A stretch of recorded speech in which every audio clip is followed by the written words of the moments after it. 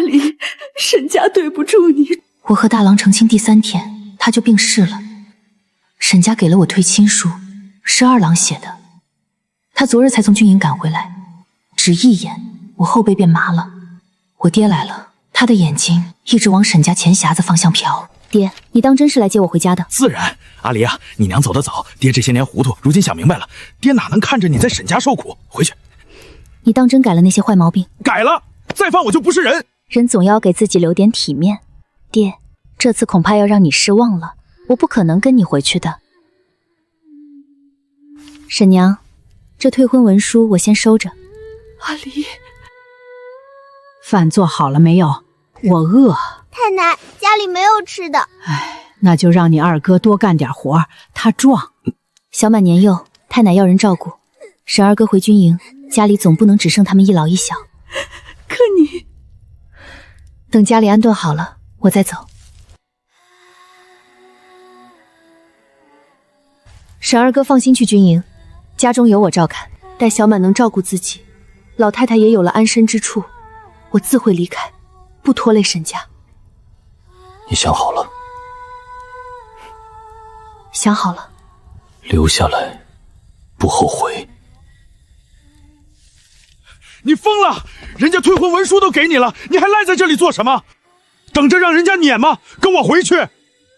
爹的眼睛流露出贪婪之色，他根本不是为了我好，而是想拿我去换更多的好处。我不回。我是你亲爹，所以我才知道你是什么货色。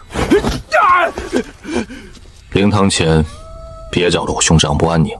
我心里震了一下，不是怕江有和，是怕沈直。既如此，留下吧。退婚文书你收着，若哪日想走，先把文书办清，再堂堂正正走。多谢沈二哥。阿离姐姐别走，我会洗碗，我还能给太奶照料起居。我又不是小孩子，用不着你们围着转。我身子骨还硬朗着呢。那你们至少把饭先端来。那时我只觉得沈家这个只剩老小的家，留我下来是我心软，也是我没别的路可走。可我没想到，5年后我真想走时，最先问我愿不愿留下的，竟是当年亲手写下退婚文书的沈二郎。沈大郎下葬后的第3日，沈娘病倒了，丧父丧子接连而来，压得她再也承受不住。我每日熬药煮粥替她擦身，夜里还要哄小满睡觉。沈直不大会照顾人，他只会劈柴。二郎把厨房烧的都是烟，把老太太呛得直咳嗽。二郎啊，要把咱家点着吗？姐姐，二哥是不是不会烧火？我是说二哥真棒。我忍着笑，把药碗递给沈娘。阿离，别怪沈娘，我知道她说的什么。当初沈家拿6两银子把我接来，说是2家定的亲，这件事儿我可从来没怪过谁。我娘死得早，我爹江有福被坏毛病拖得昏天黑地，家里不是债主上门，就是他酒后发疯。比起江家，沈家反倒像个能喘气的地方，洗衣做饭，喂鸡劈柴，伺候老太太，照顾小满，给沈娘揉腿，替大郎熬药。大郎待我很好，身体弱，却总在我忙完后偷偷把自己的点心留给我。他教我认字，教我写名字，2个字我练了半年，仍写得像2只被采瘸的螃蟹。阿离已经很厉害了。他临终前还让沈直替他写退婚文书，说不能耽误我。我心里难过，却也知道他是真的善，善到自己已在病中，还怕我以后活不好。沈娘撑了1个月，也跟着去了。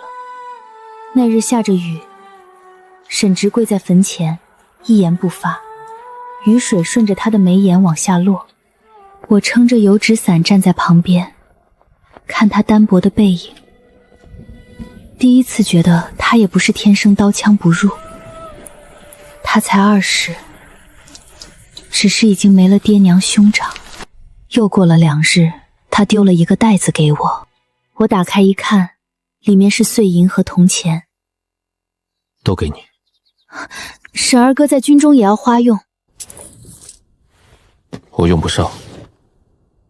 二哥，你不用吃饭吗？军营管饭。管家眷嘛。你也20了，该学着顾家了。阿离姐姐，你慢点儿，没人跟你抢。江姑娘，我每2月寄一次军饷回来，小满和太奶就劳烦你了。她叫我江姑娘，我愣住了。婶儿哥放心，江有福若再来，我会应付。他打不过我。阿玲姐姐可厉害了，上回拿锅铲赶狗，狗都绕路走了。沈直的眉心松了一点。他走那日，天刚亮，我在院门口送他。退婚文书收好。别被你爹骗走。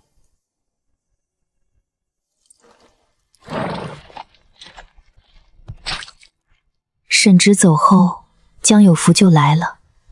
他不是空手来的。小满，想不想吃糖？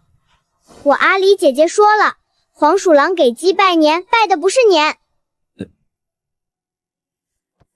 是拜坟。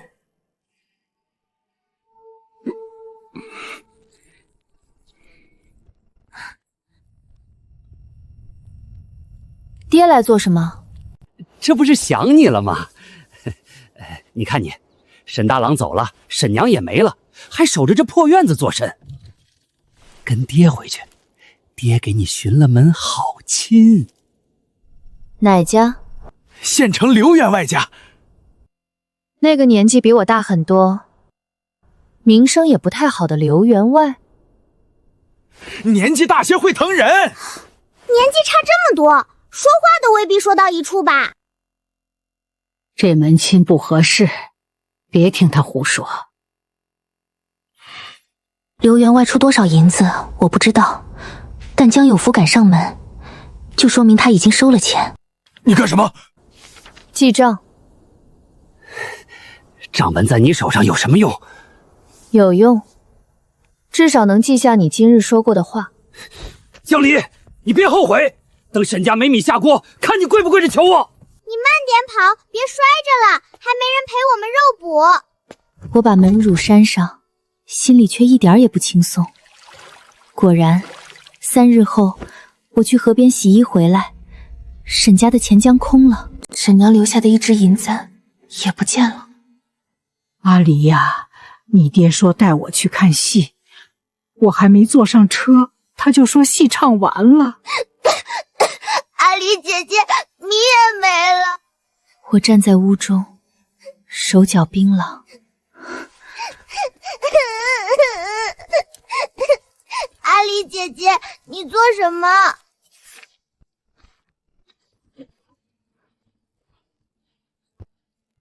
是不是去买大米？不是，去抓贼。我在县城偏门账局找到江有福时，他正急得两眼发红。江老狗，你不是说今日有银钱吗？这才多久就没了？爹，阿离，你怎么来了？和你算算，你拿了闺女婆家多少钱？你这丫头胡说什么？反了你了！我是你爹。爹偷闺女婆家的银钱，算爹吗？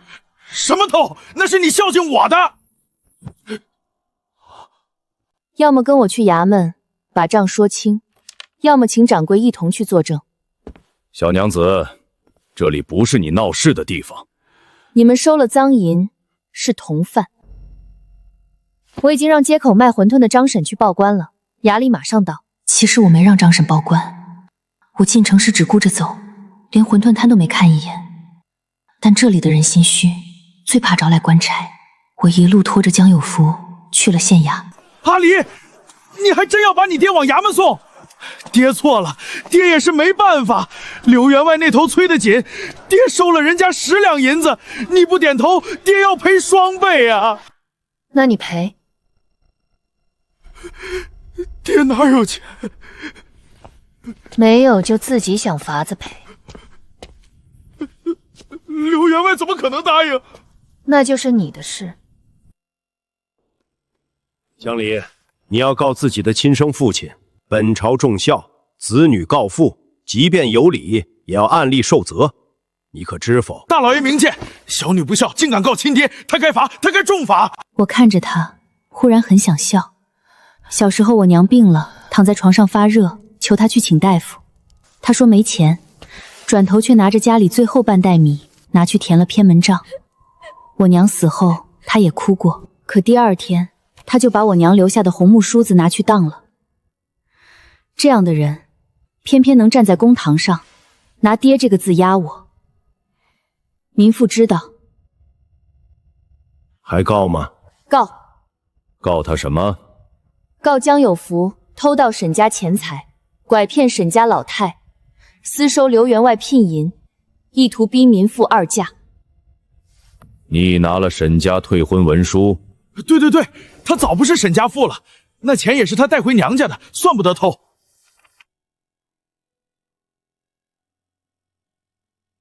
退婚文书未递官衙，未入籍册，民妇如今仍住沈家，照顾沈家幼妹与祖母。江有福偷的是沈家的银钱，不是民妇私产。谁教你的？我父沈大郎教我识过几个字。沈家钱何在？我那是……若不认，便查封偏门账局。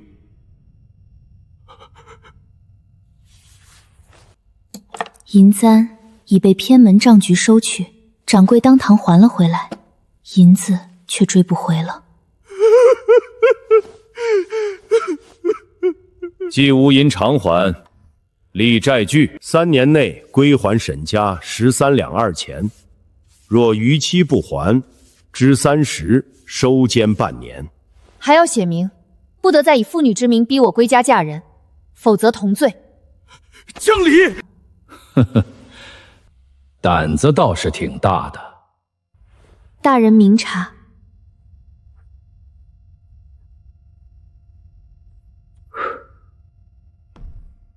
他最终准了，债序立好后，我也按例受了责。衙役看我身子单薄，处置得很轻。即便如此，走出公堂时，我仍疼得额上发冷，扶着墙才站稳。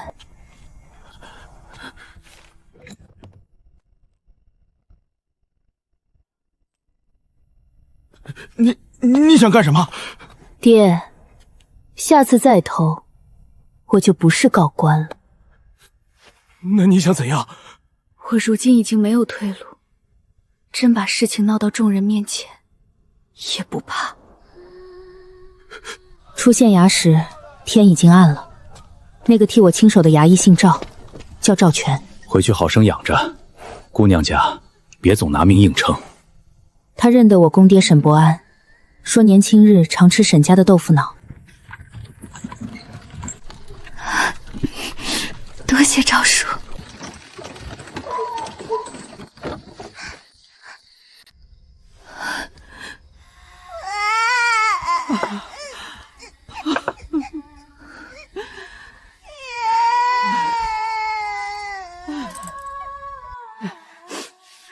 阿离呀，打赢了吗？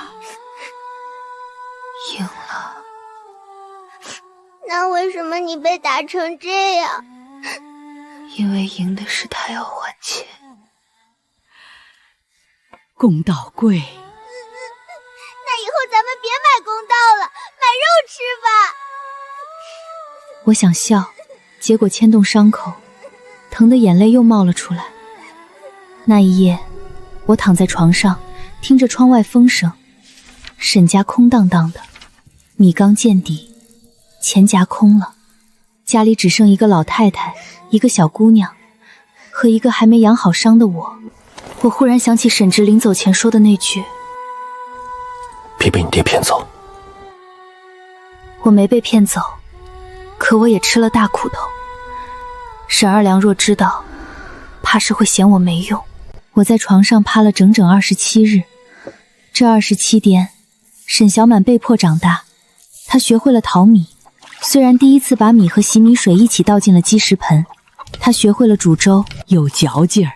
虽然第二次把粥煮成了锅巴，太奶，你快点，我还要去翻阿里姐姐晒的萝卜干。你如今嫌弃我啦？没有，我只是更忙。忙什么？忙着有出息。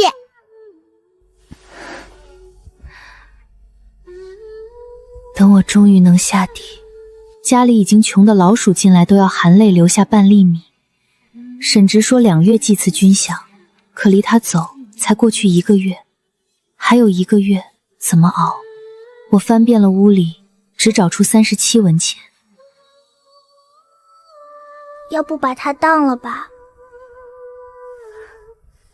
它值几个钱？在我心里值100两。那别当，咱家发财了。明日我去县城找活儿。你伤还没好。好了。你走路还像鸭子。鸭子也能挣钱。第2日天不亮，我背着一个旧布袋去了县城。县城南街热闹，早点摊冒着白雾，肉包子的香气钻进鼻子里，馋得我肚子叫了一路。我挨家挨户问有没有活，茶楼不要女工，酒肆嫌我瘦，布庄说昨日刚招满。一家药铺倒是让我撵了半日药，给了8文钱。姑娘，挣钱不易呀。第3日，在县城的活更难找了。我在街口站到快晌午，饿得眼前发花。抄书，10页1文，字迹工整即可。我心动了，大郎教过我认字，虽然不多，但好歹能写。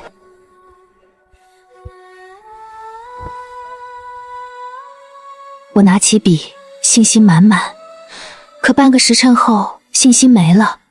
书本上的字认得我，我却不认得他。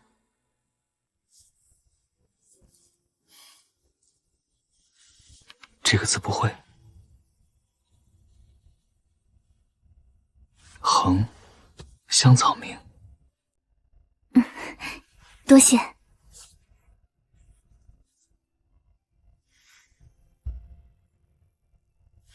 你想说就说。姑娘的字很有生气。意思是写的不好。这一笑倒显得眉眼清润，很是好看。慢些写，掌柜只要数量，不会太苛刻。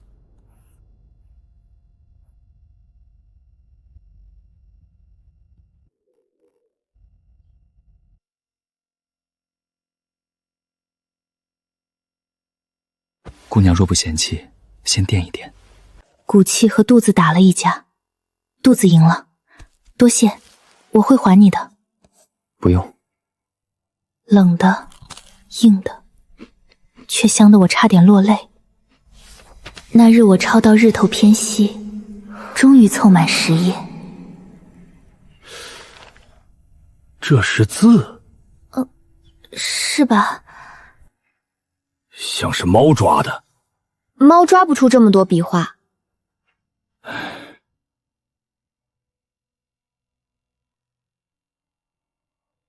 夕阳照在街上，行人来来往往，卖烧饼的摊子香气扑鼻，1文钱。我忙了一整日，挣了1文钱，不是委屈，是害怕。我怕自己养不活小满和老太太，怕沈直寄钱回来之前，他们就已经跟着我饿坏了。姑娘，你没事吧？没事。你家住何处？天色晚了，我送你一程。不用，我走得快。路上吃，算你借的。你叫什么？陈砚，砚台的砚。我记住了。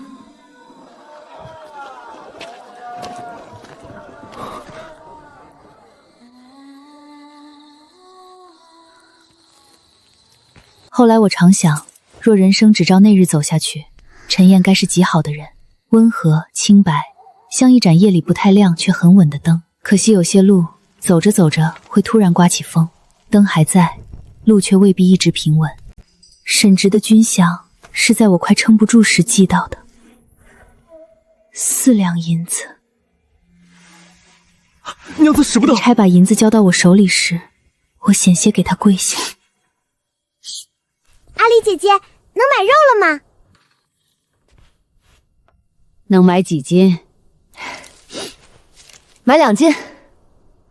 婶儿哥真有出息，是咱阿离有出息，能把他的钱等来。那日，我买了肉，买了米，还买了2个热腾腾的糖包子。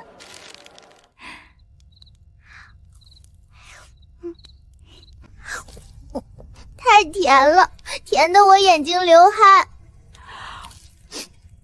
我的眼睛也流。我笑着笑着也掉了眼泪。我没再去县城找货，而是盯上了院角那盘旧石磨、木桶、细布、竹筛、瓦缸都还在。沈家从前是做豆腐生意的，公爹年轻时在县城支摊，靠一碗豆腐脑把日子熬了起来。沈娘生前腿疼，我给她敷药时，她便念叨从前铺子的事。豆子要调原始的，用井水泡，磨浆时要滤2遍，火要先旺后文，点浆时不能急，急了老，慢了散。我试了第1次，失败，一锅豆浆续成了碎渣，像雪。雪没这么难吃。第2次，豆腐脑成了。阿离姐姐，她是不是生气了？但太硬。第3次，嫩是嫩了，却有豆腥气。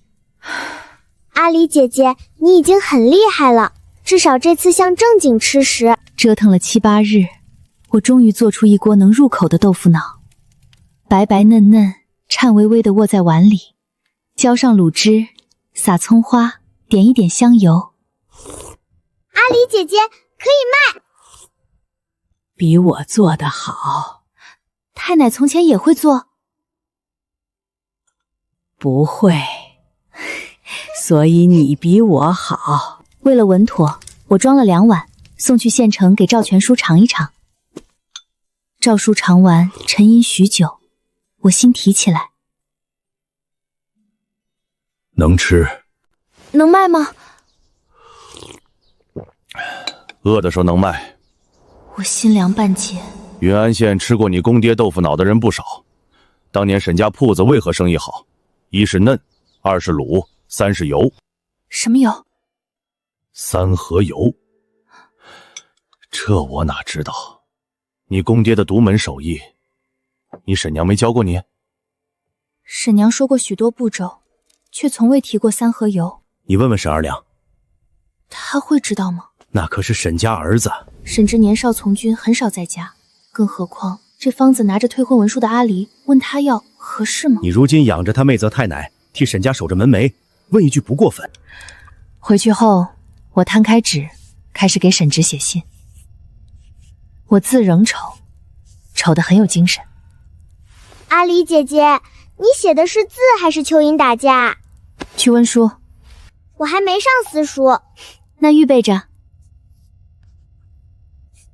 信写得很直白，写完我看了又看，总觉得像讨债，于是又添了一句。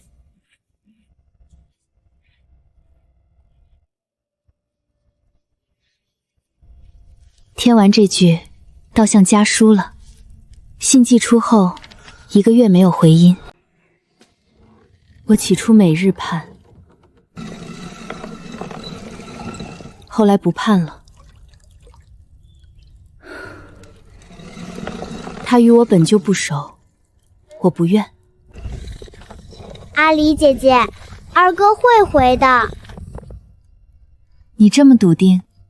我二哥以后要当大将军，大将军说话算话。他答应你了？没有。那算什么话？我替他说了。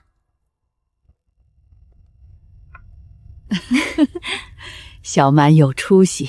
又过了10日，一差来了，除了4两银子，还有一封信。信封上2个字：阿离姐姐。笔锋冷硬，力透纸背。我盯着那2个字看了很久。阿离姐姐，你快拆啊！我拆开信，沈直写的不多，却把三合油的法子写得清清楚楚。火候如何？何时入姜？何时滤渣？何时封坛？香麻油、猪板油、鸡油。末了还有一句：卤中可添鸡杂、鲜。再末了只有4个字：家中勿忧。我看着那4个字，鼻尖酸了一下。二哥说什么？他说咱们能发财。真的？我去等。等什么？等发财进门。做出三合油那日，整间厨房都是香的，不是寻常香油的冲香，而是一种绵密厚实的香。热油滤过姜片，封进小坛里，等凉透后再开盖。那香气轻轻一冒，连院外的狗都蹲在门口不敢走。阿离姐姐，这油能拌鞋底吃吗？你可以试试。算了，鞋底配不上它。豆腐脑重新做了一锅，白嫩细滑，勺子一碰便轻轻颤。卤汁里添了鸡杂，鲜味被三合油一压，香得人心里发慌。小满吃第一口时，整个人都不说话了，不好吃。阿离姐姐，我觉得我以前白活了。这才像沈家的味儿。我心头一松。第2日，我推着借来的木车，带着小满去了县城南街。没有铺面，只能先摆摊。旁边卖馄饨的张婶看我年轻，又是被退亲的女子，怕我被人欺负，特意给我让了个靠里的位置。头1日卖，胆子大点，吆喝起来。然后站了半听钟，一个字没吆喝出来。沈家豆腐脑儿不好吃不要钱，吃了还想吃，走过路过不要错过。我阿离姐姐漂亮，豆腐脑更漂亮。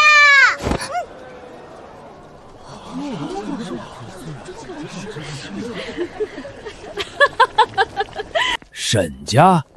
从前沈伯安那家？正是。来一碗，若不是那个味儿，我可不给钱。你这小丫头会做生意。不好吃不要钱，好吃给双份。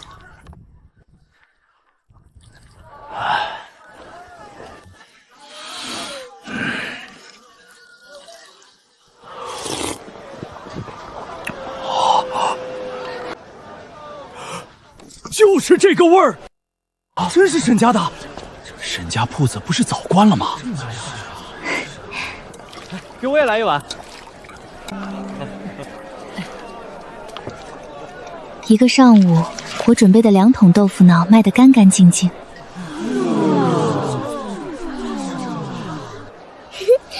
阿离姐姐，我们发财了吗？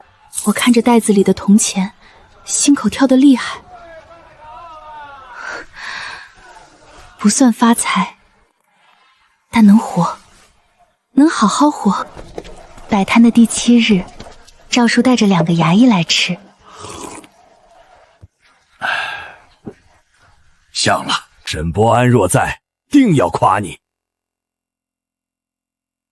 我心里一热，眼泪流了下来。当天回家，我把赚来的钱倒在桌子上，一文一文地数。老太太坐在旁边监督，监督着就打起了盹。我把钱分成了3份，一份买豆子和鸡杂，一份攒着还赵叔人情，一份留存家用。阿离姐姐，不给自己买簪子吗？不急，这个急。第2月，生意更好。第3月，我租下南街尾一间小铺。铺子不大，前头能摆4张桌，后头有灶房，院里还有一口井。楼上2间小屋正好住人。我把小满和老太太从村里接到县城。这是进京吗？不是，进县。县里有没有皇帝？有县令。那差了点儿。门板老旧，屋里灰尘很大。可那一刻，我像看见了一座金山。这是我们以后的家，也是我给自己挣出来的路。铺子开张那日，我挂了块木牌。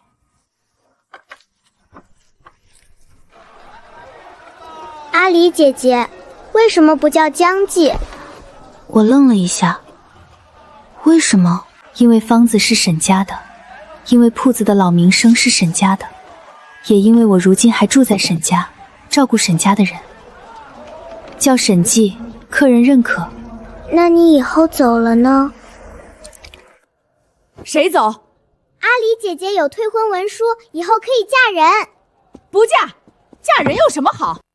要带孩子，要管男人吃饭，睡觉还打呼，夜里翻身像烙饼。太奶，你怎么知道？我嫁过。那阿离姐姐以后真不嫁吗？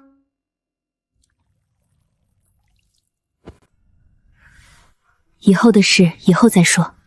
阿离姐姐，你每次这样说就是不想告诉我。其实我也不知道。20岁时，我只想不被爹逼回去。21岁时，我只想让小满和老太太吃饱。22岁时，我想把铺子做好。至于嫁人，那像是很远的事，远的隔着山，隔着水，也隔着一纸被我压在箱底的退婚文书。可我没想到，远事也有走近的一天。更没想到，先把这件事挑到眼前的人，不是我，而是那个曾给过我一块炊饼的陈燕。审计豆腐脑开到第3年时，小满已经进了私塾。阿离姐姐，我若不是读书的料，你会失望吗？不会，我会盯着你补课。你不是说不会失望吗？补课和失望是2回事。阿离讲理。小满哭丧着脸进了私塾，教他的先生正是陈燕。江娘子，3年过去，她中了秀才，仍穿青衫，只是比从前沉稳了些。陈先生，你们认识？从前陈先生借过我一块饼。救命之恩。不过1块饼，算不得。我阿离姐姐说过，饿极了的时候，1块饼能比1两银子重。快进去吧。此后陈燕常来铺子吃豆腐脑，一开始只是偶尔，后来几乎每日。阿离姐姐，陈先生是不是很穷？读书人大多手头紧。那他为什么天天来？喜欢吃。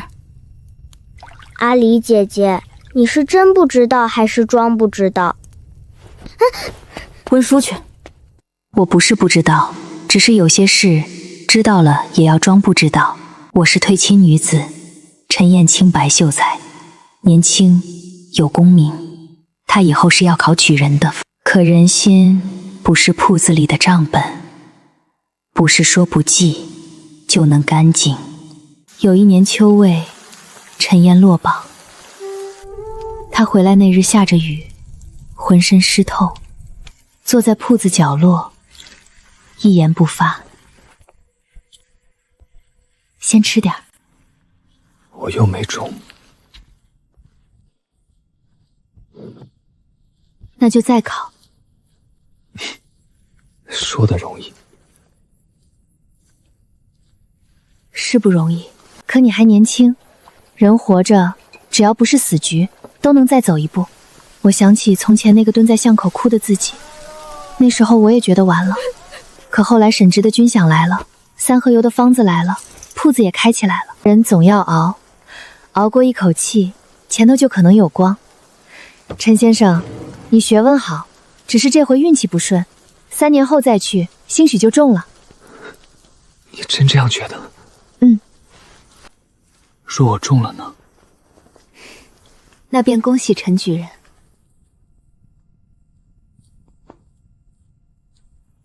若我中了，你能不能看看我？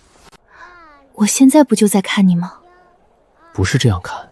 雨声噼啪落在檐下，铺子里没什么客人，后厨小满正在背书，背一句叹3口气。我却忽然觉得周遭安静下来。陈燕攥着碗沿，像下了很大决心。江离，我想照顾你，也想正式向你提亲。我心口一跳，陈先生，这话不可乱说。我没有乱说，我知道你有退婚文书，也知道你这些年为何留在沈家。你与沈大郎的婚书并未真正落定，你只是心善，替沈家撑着。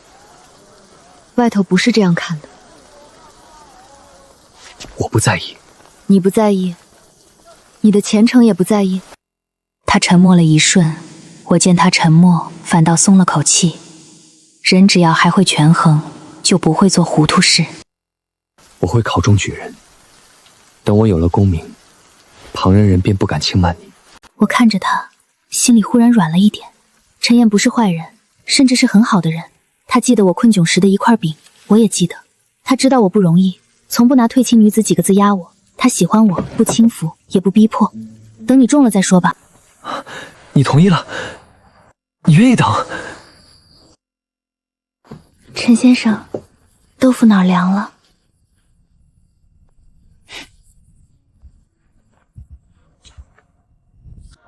那日之后，他来的少了。听说是闭门读书，为3年后的央视做准备。偶尔小满从私塾回来，会带回他的消息。陈先生今日夸我自有进步。陈先生今日咳嗽了。陈先生问你最近累不累？好好读书，少传闲话。唉，阿离姐姐，我觉得你这样不行。哪里不行？拖着人家也拖着自己，像锅里的面条，越煮越糊。我被他说得哑口无言。小满已经10岁了，当年那个抱着布老虎哭的小姑娘，如今长高了一截，读了书，嘴也更利了。老太太身体也比从前稳当，铺子有伙计，有账本，有熟客，而我已经25。有时候夜里关了铺子，我独自上楼。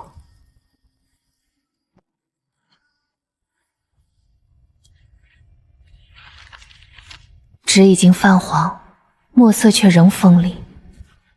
沈直写下它时，怕是没想过有一日我会真的用到。我也没想过。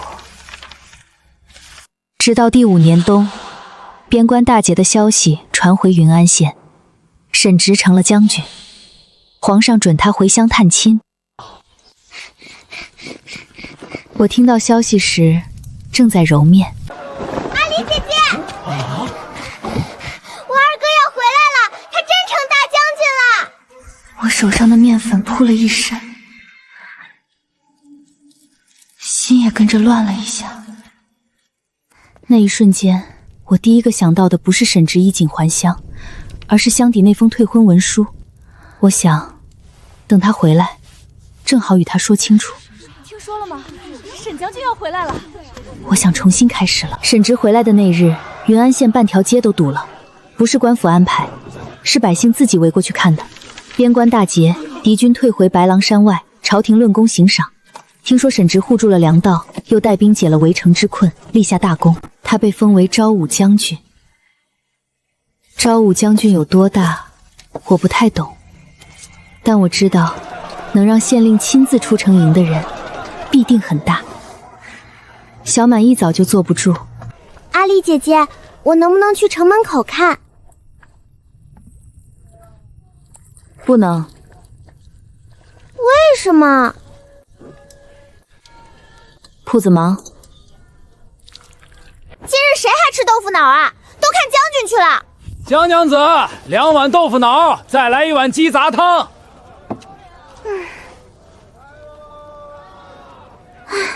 总有人不爱热闹，只爱吃。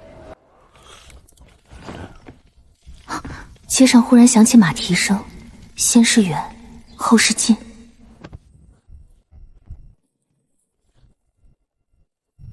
我端着2碗豆腐脑，刚走到门口，就看见街那头让开了一条路，一下一下，踏得人心口发紧。为首那人身着玄甲，腰悬长刀，肩背挺直，日光落在甲片上，冷光刺目。他比5年前高了，也更沉了。从前的沈直像一把刚磨开的刀，锋利桀骜，带着少年不肯低头的野性。如今的沈直像久经风霜的刃，冷稳，压得人不敢直视。他勒马停在铺前，我手里的豆腐脑差点洒出来。二哥，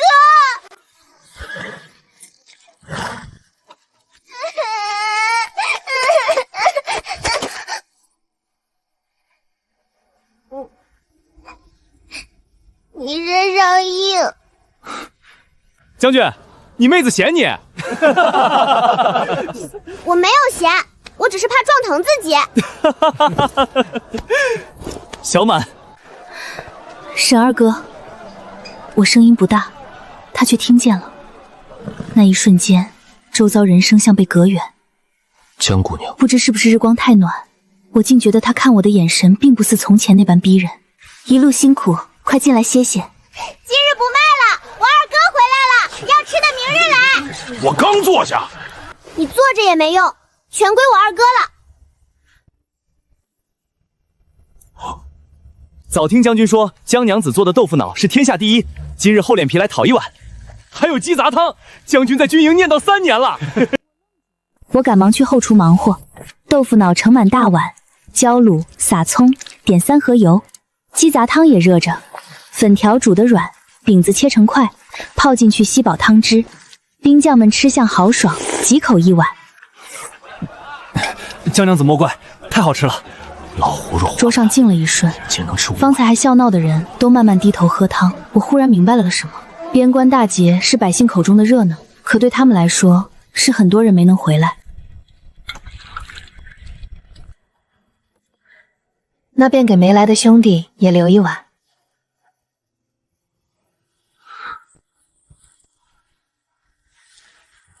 多谢江娘子。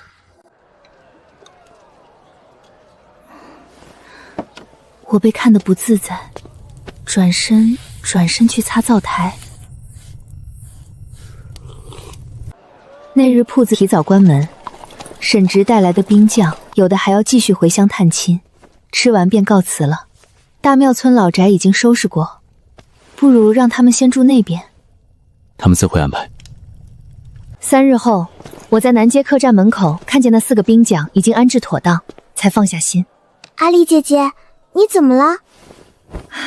你二哥说的对，他们确实会安排。我的屋子呢？沈二哥要住这里？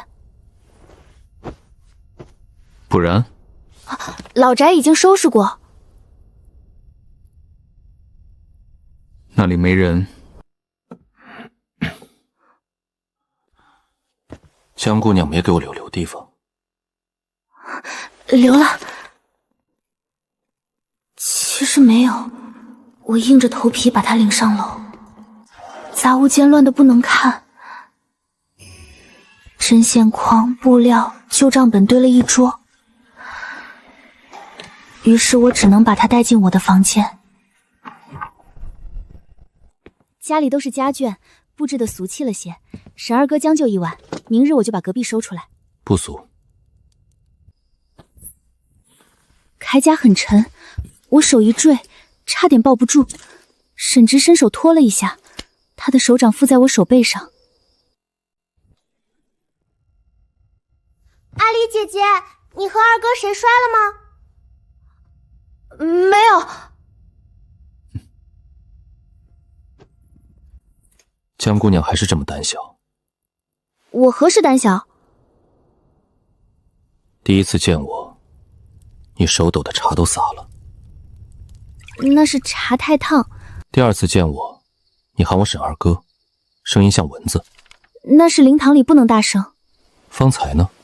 他低笑了一声，很轻，却像一粒石子落进水里，我心口被惊出一圈涟漪。沈二哥这次能住多久？1月。之后还会边关？不会，调任京中。我手一顿，京中，那是我只在说书人口中听过的地方。那很好，小满若知道，定要高兴坏了。他还说什么？还说要给我找100个丫鬟小厮，要去京中。也可。我怔住，他语气太自然，仿佛这不是什么孩子胡话，而是明日就能办到的小事。玩笑罢了。等京中安顿好，接你们过去。我心里那点涟漪忽然静了。接你们，小满、老太太，也许还有我，可我不能去。我看向箱子，退婚文书还压在箱底。陈燕的事也该说了，她今日才回来，不急，至少等她吃顿安稳饭。可有些话越拖越不好开口，而沈直那样的人最不喜欢旁人瞒他。那封文书还在箱底。沈直回来的第3日，我终于寻到机会与他说陈燕的事。不是我故意拖，实在是他回家之后，铺子里像多了一尊美神。原本爱赊账的王屠户立刻掏钱，连上回欠的3文也补齐了。卖菜的李婶从门口路过，脚步都轻了3分。前阵子常来铺子里说些酸话的几个妇女，也不敢再阴阳怪气。阿离姐姐，我觉得二哥比招财猫有用。招财猫不会镇场面，所以二哥更有用。我这几日心里一直装着事。陈燕那头虽未正式上门提亲，却已经托私塾里的老先生递了话。他说他如今还未中举，休哥得给我个交代。我听见这话时，心里不是没有触动。这世上愿给我交代的人太少了。江有福给我的是烂账，沈大佬给我的是退婚文书，沈直给我的是军饷，是方子，是一声江姑娘。江姑娘。而陈燕给我的，像是一个寻常女子该有的将来，有相守的人，有家，有安稳日子，不必再替沈家撑着这个家，也不必总被人唤一声退亲女子。所以我想与沈直说清楚，我不是要一走了之，我重新定亲之后，仍会照顾小满和老太太，铺子也照开。若陈燕不嫌弃，我甚至可以继续住在南街，白日做生意，晚上新家。我把这些话在心里翻来覆去想了好几遍，可真到了开口时，还是怂了。那日晚间，奶热了。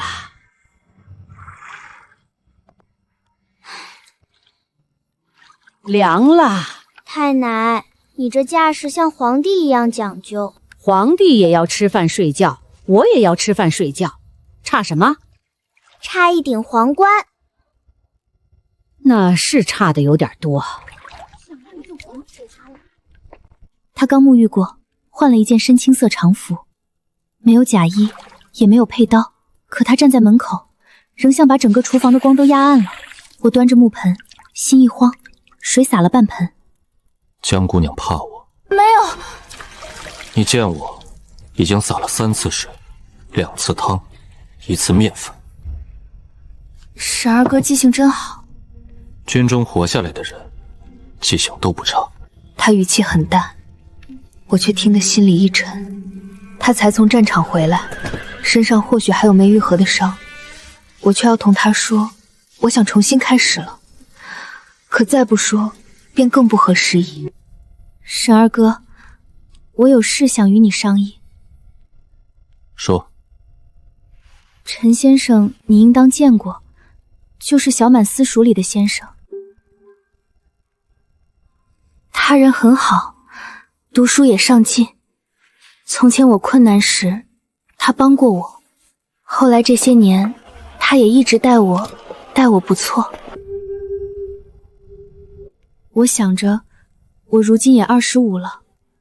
小满进了私塾，太奶身子也稳当，铺子有了伙计，家里不似从前那般离不了人。也该办青青退婚文书了。沈二哥如今成了将军，又要去京中任职，往后小满和太奶跟着你，总会比跟着我好。退婚文书一直在我这里，若沈二哥觉得合适，等你这次走前，咱们去官衙把文书过了。沈直仍旧不说话，我鼓起勇气抬头。沈二哥放心，即便我重新定亲，也不会不管小满和太奶。陈先生说了，文书办清之后，我仍可照看铺子，也可时常回来看他们。若你们去了京中，我也会备好盘缠衣物。因为沈直笑了，不是高兴的笑，是很轻很冷的一声。陈先生说了什么？厨房本就不大，他一靠近，我几乎退无可退。你要不要定亲，沈家的人如何安置，铺子如何处置，都是他说了。连你往后能不能回来照看小满和太娘，也是他说了。我不是这个意思。那你是什么意思？我有些慌，也有些委屈。沈二哥，当年退婚文书是你写的，你也说过，若哪日我想走，先把文书办清，再堂堂正正走。如今我不是要偷偷走，我是与你商议。所以你已经想好了，你喜欢他。陈先生是好人。我问你喜不喜欢？我的心忽然乱了。喜欢吗？我想应该是喜欢的。陈燕温和、清白、懂礼，待我好。可喜欢二字在舌尖滚了一圈，我竟怎么也说不出口。答不上来。感情之事哪有这么容易说清？说不清便定下，那也比一辈子守着退婚誓书不往前走强。这话出口，我便后悔了。手指唇线收紧，却想补一句：阿离姐姐，太奶说她脚洗完了，但她不肯把脚从盆里拿出来。我去看看。此事明日再说。沈老太，退婚文书在你手里，不代表这件事能仓促定下。为何不能？因为那退婚文书是我写的，我会陪你把手续办清，也会把欠你的解释说清楚。那一夜我没睡好，我躺在床上翻来覆去，隔壁房间是沈直，2间屋子只隔1堵木板墙，我总觉得不自在。忽然传来一声极轻的咳，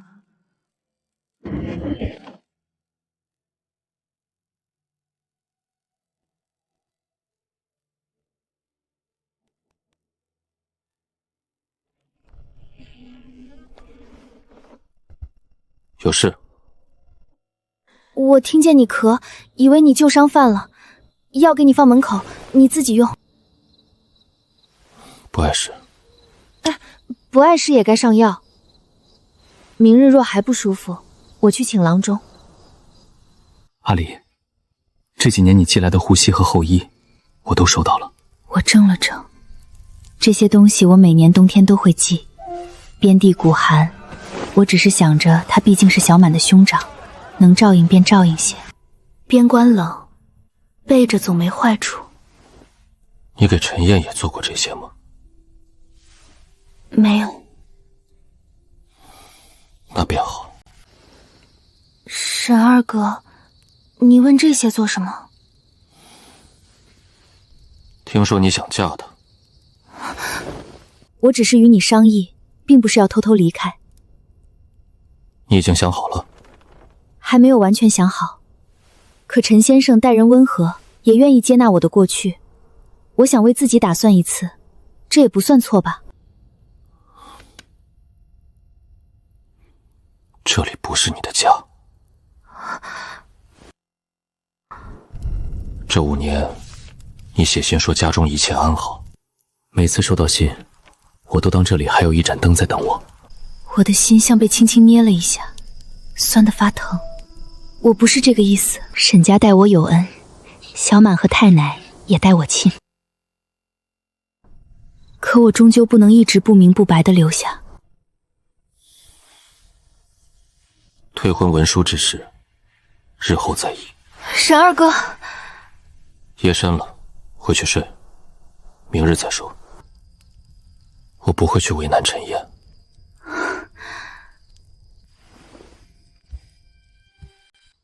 但我也不会装作不在意。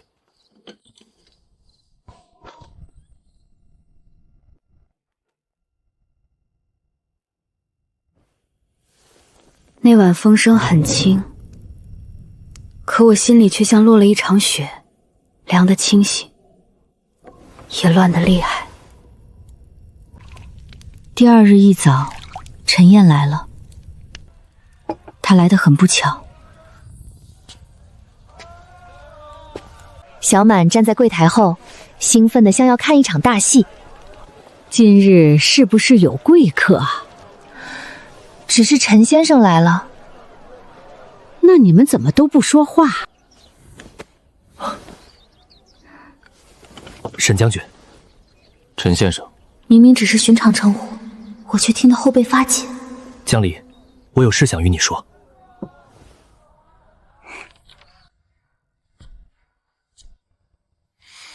沈将军即在，正好。我今日来，是想正式向江离表明心意。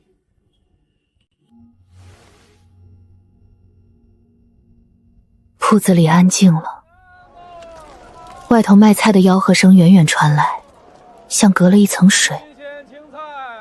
我知江离曾入沈家议亲，也知他这些年照拂沈家老寿，辛苦良多。可他与沈大郎并未真正成婚，手中也有退婚文书。于情于理，他都可以重新选择自己的日子。我听得心惊。陈燕平日温和，今日却不知哪里来的胆子，竟敢当着沈直的面说这些。你想娶她？是。我出身贫寒，如今也不过一介秀才，自知能力有限，但我会敬她，护她，也会尊重她开铺做生意。待来年相识后，不论重与不重，我都愿给她一个安稳交代。书生说话倒好听。你想清楚了？想清楚了。江离身后有小满，有太奶，有沈记铺子，也有外头许多闲言，你能全都接住？他显然想过我会被议论，却未必想过的这样细。若将来你外出任职，他是随你走，还是留下照顾小满和太奶？我原以为他会冷脸，会用将军身份压人。若他继续开铺，你能否真的不介怀？若旁人拿沈家的旧事议论他，你能否护他而不是让他退让？可他问的偏偏都是我和陈燕之间绕不开的问题。江离，你愿意吗？我心里乱作一团。每次收到信，我都当这里还有一盏灯在等我。可昨夜这句话像一根细刺扎进心里，拔不出来。陈先生，我还没想好。没关系，我等你想好。这是你上回说小满爱吃的枣泥酥。孩子爱吃，点心无辜。陈燕走后，铺子里仍旧安静。我觉得胸口发闷，转身去后厨。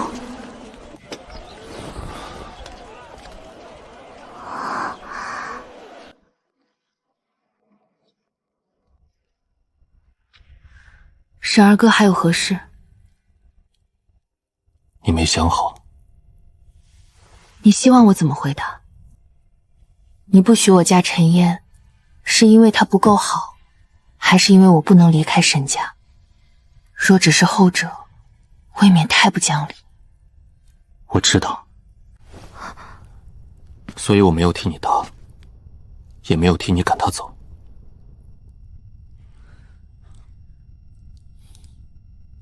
但我想问一句，问什么？若我也求娶你，你愿不愿意给我一个机会？江离，我若不想只做满的兄长，不想只做沈家托你照应的人呢？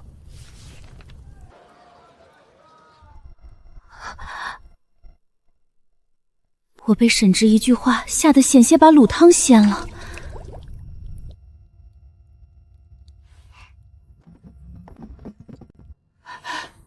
谈成了吗？我脸热得几乎冒烟，沈直却仍站在我面前，神色沉静，仿佛方才那句求娶不过是在问今日豆子泡了几斤。沈直，你是不是糊涂了？这是我第一次连名带姓叫他。没有，我曾是你兄长的议亲对象。只是议亲，未拜堂，未入族谱，文书也未办成。这些年你留在沈家，是照顾是小满和太奶，不是被谁困住。你强词夺理。他承认的太快，我反倒不知怎么骂。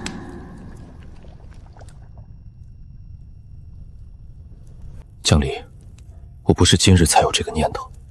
第一年收到你的信，你说家中艰难，但一上可上，让我无忧。他每说一句，我心里便像被轻轻敲一下。第二年，你寄后衣和护膝，说边地苦寒，要我保重。那些信我写得很寻常，我从未想过，他竟都记得。第三年，你说小满逃学，等我回来管教。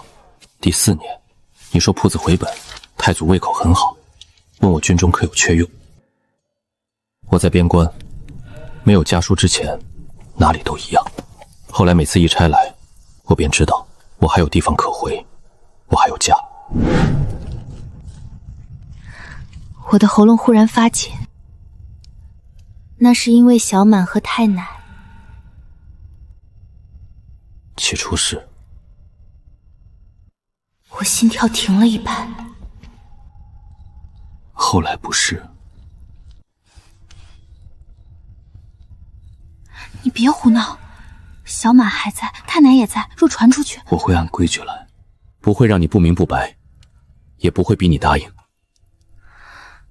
这次他没有靠近，也没有压迫，只是站在我面前，等一个答案。陈燕的温柔是一条平稳的路，沈直的喜欢却像夜里忽然燃起的火，暖是真的，叫人心慌也是真的。我不知道，我是真的不知道。那便慢慢想，但至少别急着答应旁人。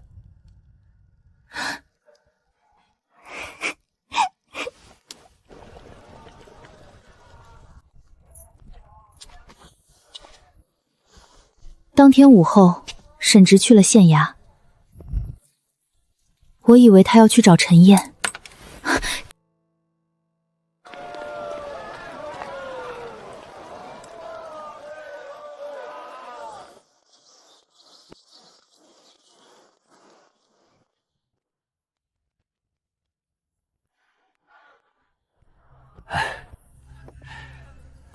沈将军今日去县衙调了户籍文书，又问了退婚文书如何备案。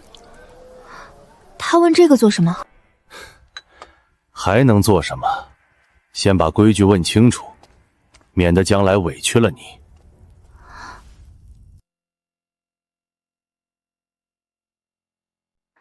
阿离啊，书多句嘴，陈秀才是好，沈将军也不差，只是这过日子不只看谁好，还得看你心里见着谁更挂念。我一整夜都在想这句话。见陈燕，我心是稳的；见沈直，我心总是乱。二哥，不吓人的第一步是先把脸洗干净。陈燕再来铺子是3日后，她脸色不太好，眼下有淡淡青影，像是几夜没睡。我正给客人盛豆腐脑，看见她站在门口，一时不知该说什么。阿离姐姐，你去吧，我如今也是能独当一面的人。独当一面，面糊脸上。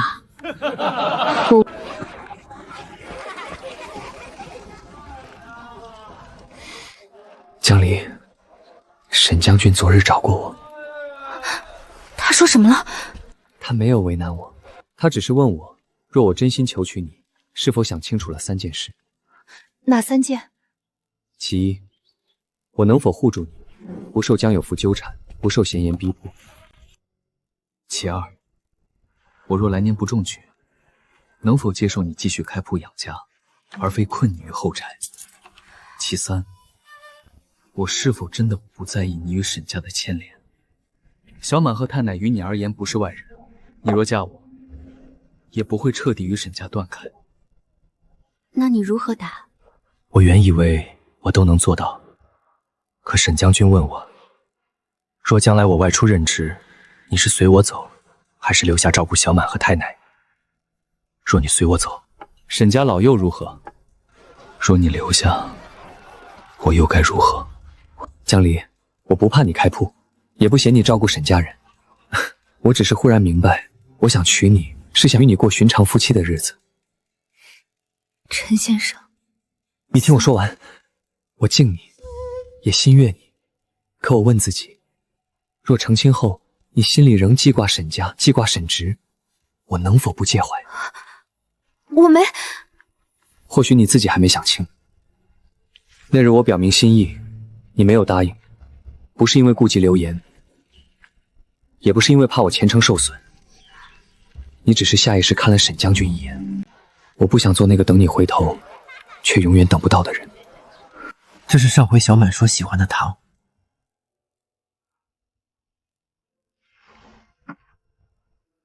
江离，我来不是逼你，也不是怪你，我只是想与你说清楚，求娶之事，就当我唐突了。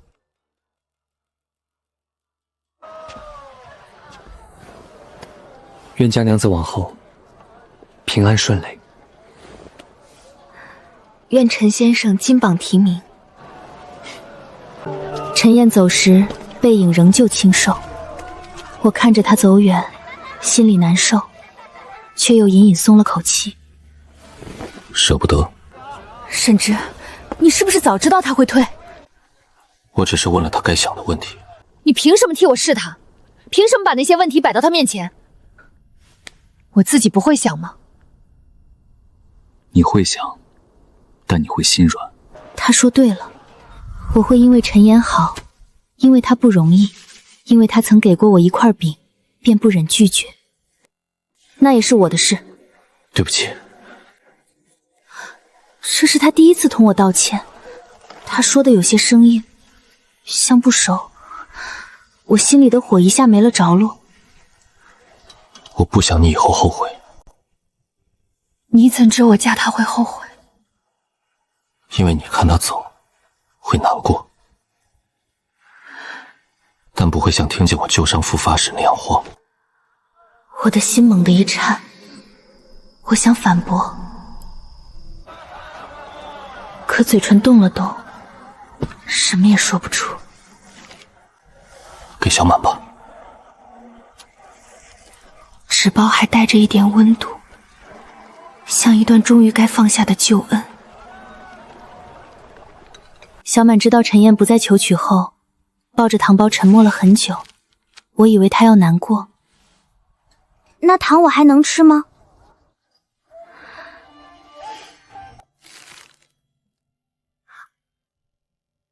那我没事了。书生心善，就是缘分浅了些。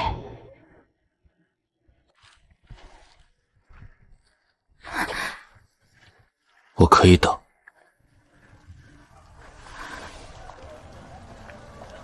等你想清楚。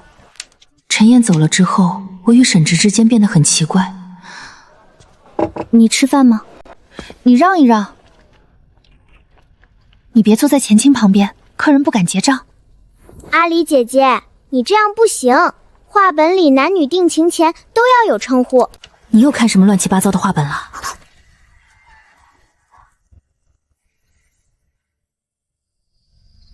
当天晚上，小满枕头底下的画本全被没收了。二哥，你自己不懂，还不让我学。你才10岁。比如，不能随便替别人做主。比如，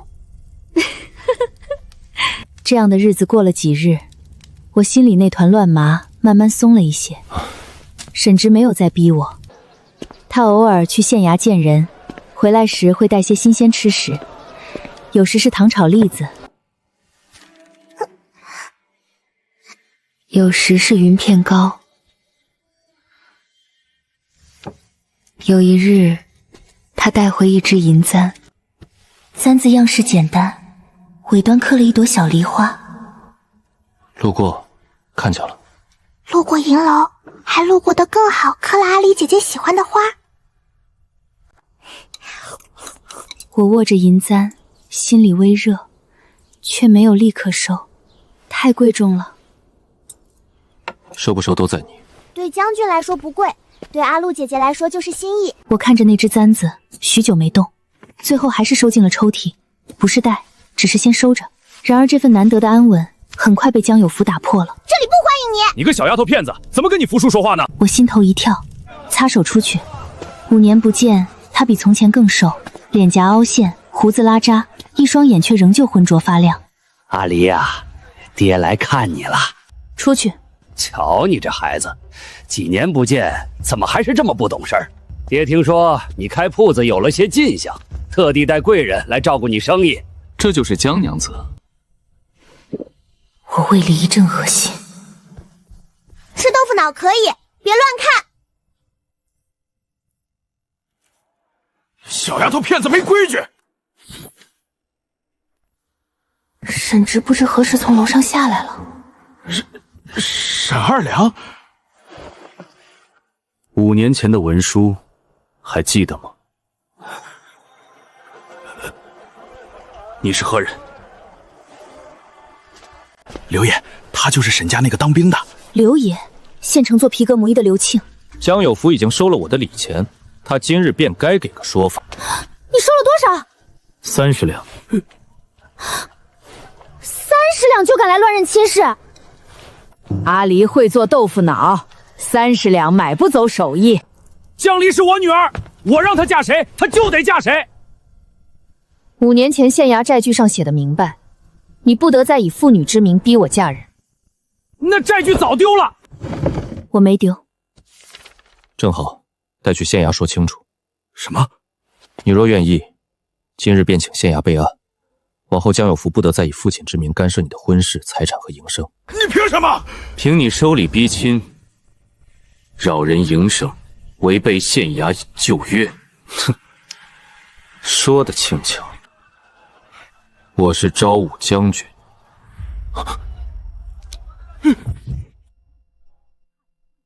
你方才说要他给你什么说法？误会，都是误会。既是误会，便去县衙把礼钱来处、旧约文书一并说清。刘爷别急，县衙就在前头，走一趟，省得日后再误会。 站住！13两2钱，你还了吗？我是你爹，还了吗？送县衙。阿离，爹错了，爹真的错了。江有福，从你第一次拿我换好处起，我就已经没有爹了。我二哥就是好使，比门神还好使。 江有福被责令还债，若还不出，便服役抵偿。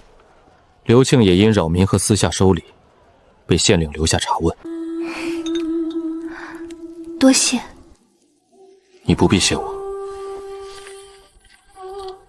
这是县衙备案文书，只要你按手印，从今日起江有福不得再以亲权涉你的婚事和营生。纸很轻，红印落下那一刻，我忽然有些想哭，不是难过，是轻，像背了很多年的破竹篓，终于被人从肩上卸了下来。以后没人能拿你换好处。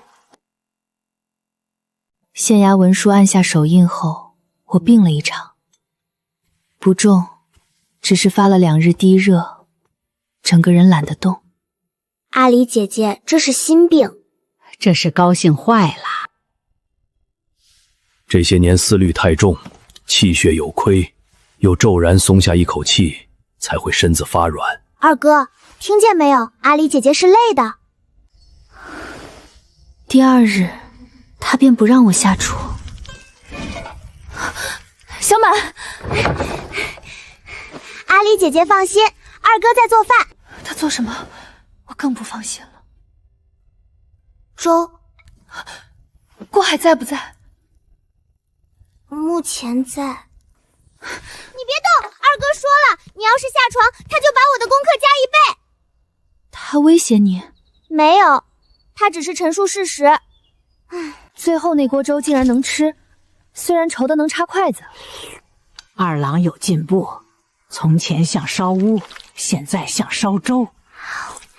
如何？管饱。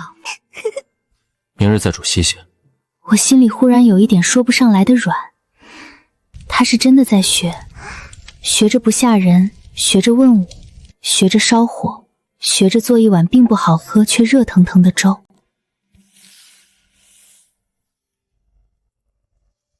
我带你回老宅一趟。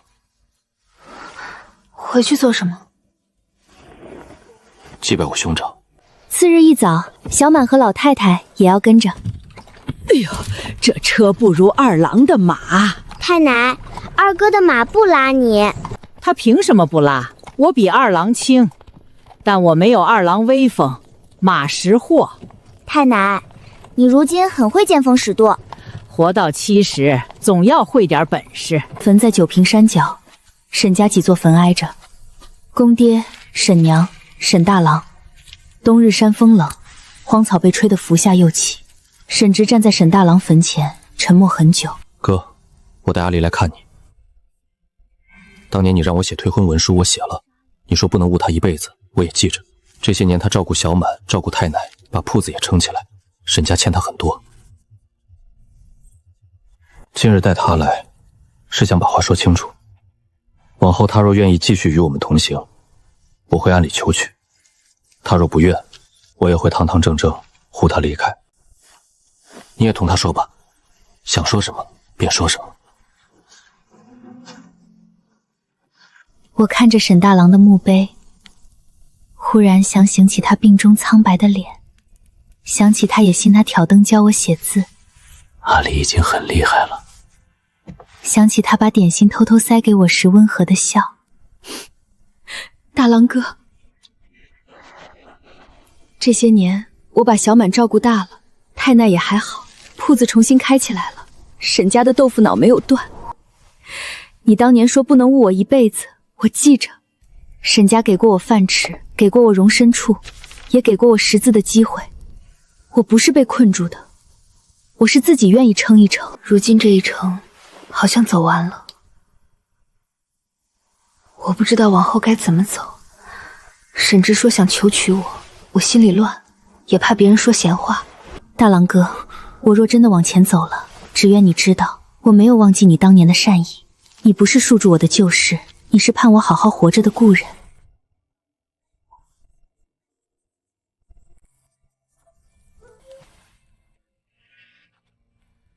回城时，小满一直很安静，安静到我以为她伤心了。阿离姐姐，那我以后还能一直叫你姐姐吗？当然能。那若你真嫁给二哥呢？谁说我要嫁了？你在坟前说见我二哥旧伤复发会慌，见他烧火会心软，这跟话本里差不多。差不多啊。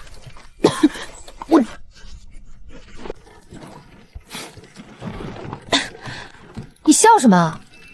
没笑。二哥，你嘴角都飞起来了。可那日之后，我再看沈直，确实与从前不同了。沈直探亲的日子过得比我想的要快，转眼只剩10日。京中来信催他启程，送信的人姓顾，名承安，是沈直从前军中的同袍。必先吃饭，必先吃饭。苦其心志，劳其筋骨，饿其体肤。怎么还不给吃饭？将军，你家里可比军营有趣。这位便是江娘子吧？久仰。顾大人客气。别，我就是个跑腿的。将军在军中没少提你。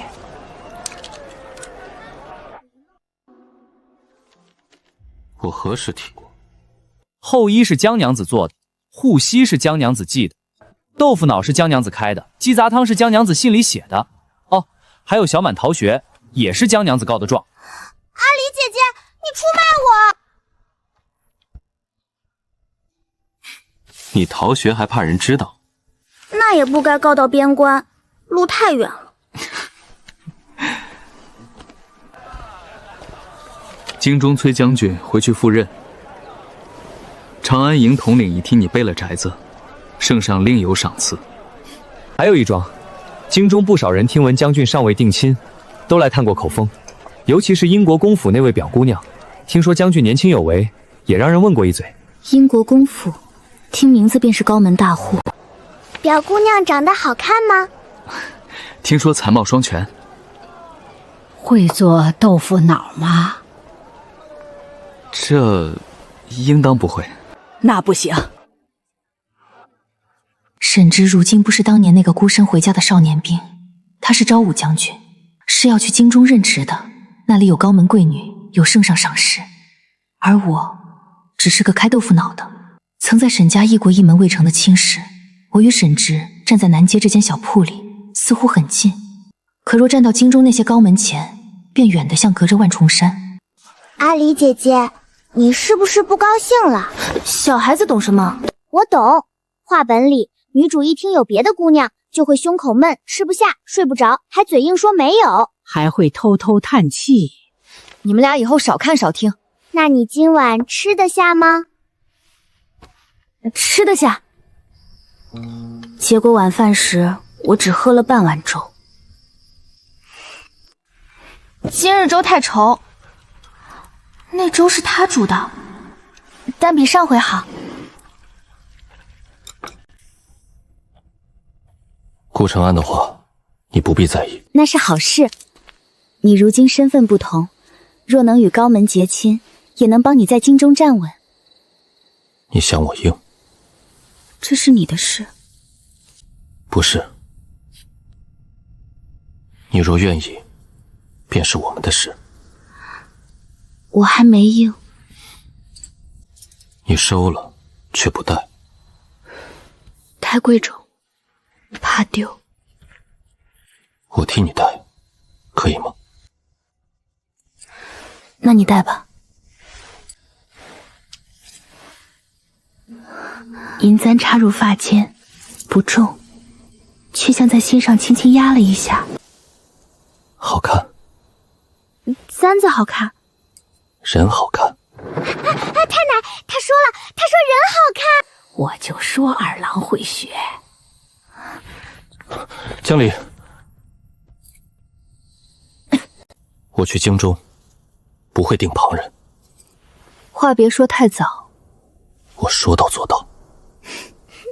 这是私事，不是军令。与我一样。那晚，我躺在床上，摸了摸发间的银簪，冰凉的簪子已经被体温捂暖。我闭上眼，忽然觉得京中似乎也没有那么远。第二日，县令亲自登门，说京中赏赐到了。沈将军，京中赏赐到了。来。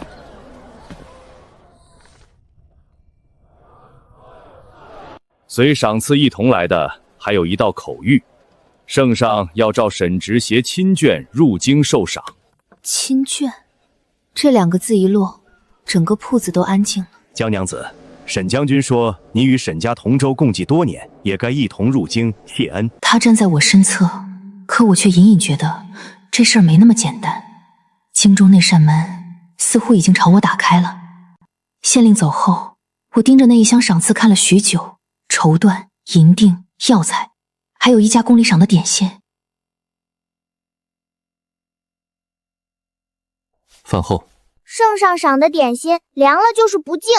对，皇帝知道会伤心。我原本紧绷的心被他们一老一小扯松了些，可亲眷2个字仍压在心口。皇帝不会知道。那他当皇帝也不容易，这么大的事儿都不知道。唉。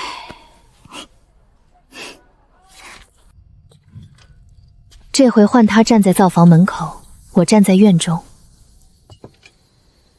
今日县令说的亲眷是怎么回事？圣上口谕，让我携亲眷入京。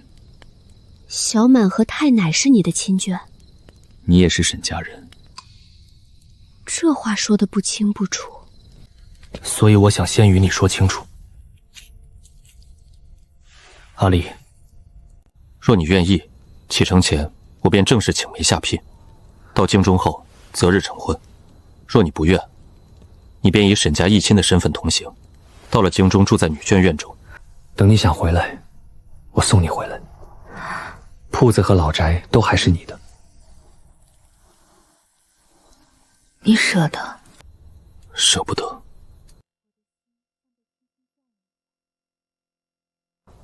但我说过，学着先问你。从前我怕他，是因为他太像一把刀。如今我仍怕他，却不是怕他伤我，是怕自己一步踏过去，便再也收不回脚。京中会不会有人笑你？笑什么？笑你带一个开豆腐脑铺子的女子入京。你看，你又吓人。江离，我不怕别人笑，我只怕你不来。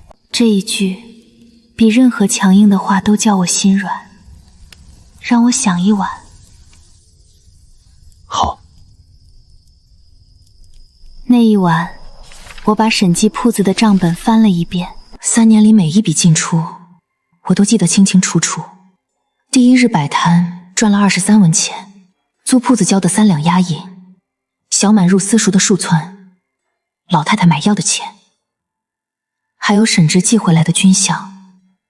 这些不是我一个人的辛苦，是我们一点点撑起来的家。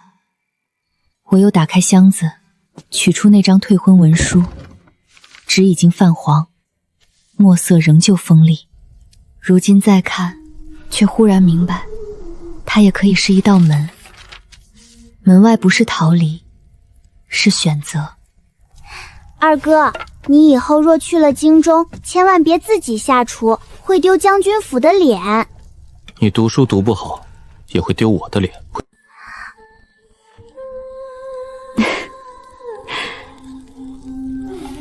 想好了。我去京中。启程前的日子忙得脚不沾地，审计铺子要交给可靠伙计看着，账本要理清，老宅要托人照看，小满的书册、老太太的药、我的衣裳、沈直的公文，全都堆在一处。小满收拾东西，收出了3本被没收的画本。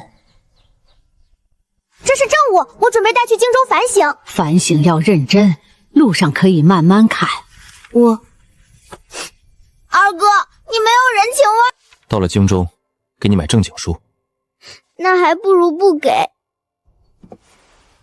老太太收拾包袱最简单，一个旧枕头，一个木梳，一包糖。太奶，就这些？人老了，要轻装上阵。糖不重吗？这是精神。傍晚时，铺子终于安静下来，伙计回家了，小满陪老太太睡下了。我一个人坐在后厨灶前，看着灶堂里将熄未熄的火。还不睡？睡不着，我有些怕。怕京中？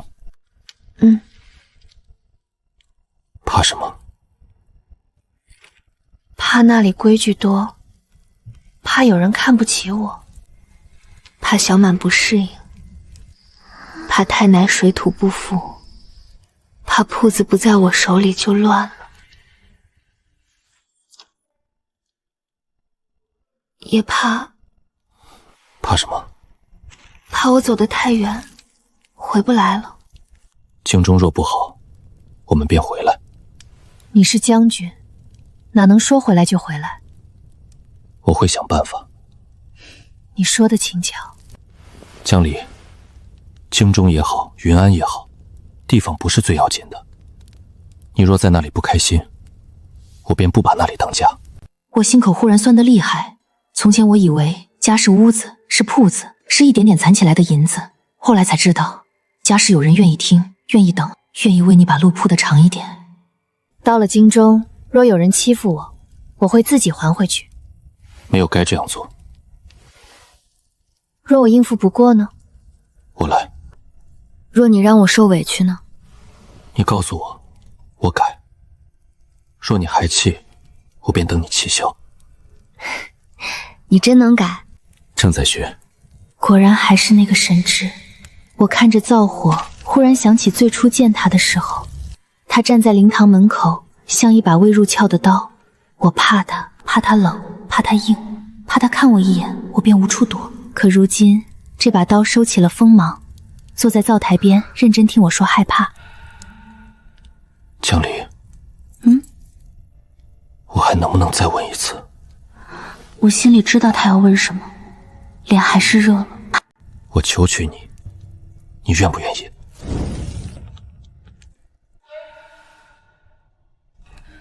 若你日后还像从前那样凶，我会反悔。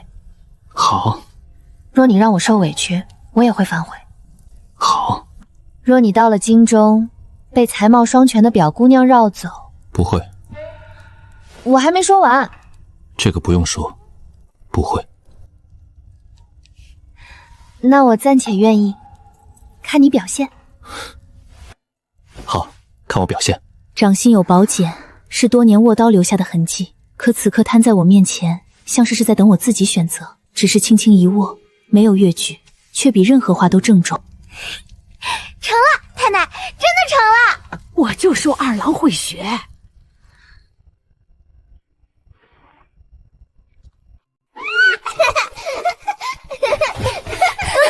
好，快点儿，别被阿离抓住。那我以后还能叫你阿离姐姐吗？当然能。阿离姐姐，好，好，都有出息。二哥，你也来啊！铺子里的灯还亮着，沈姬的木牌在夜风里轻轻晃。我被他们围在中间，忽然觉得原来我很早以前就已经有了家，只是绕了很远的路才敢承认。